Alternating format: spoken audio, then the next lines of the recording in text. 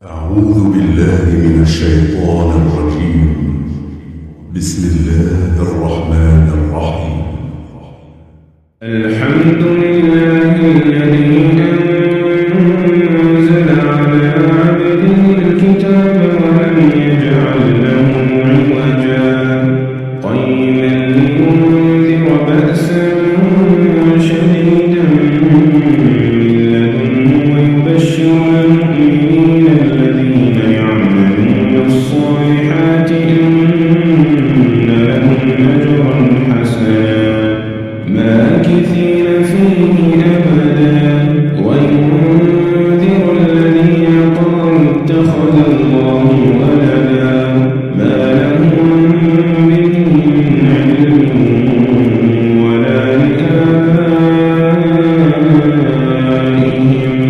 كبرت كلمة تخرج من أفواههم إن يقولون إلا كذبا فلعلك باخع نفسك على آثارهم إن لم يؤمنوا بهذا الحديث أسفا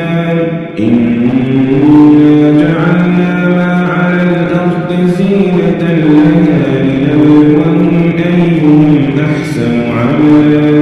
وإنا لجاعلون ما عليها صعيدا جرزا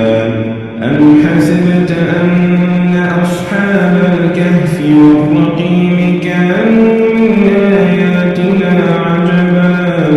إذ أوى الفتية إلى الكهف فقالوا ربنا آتنا من لدنك رحمة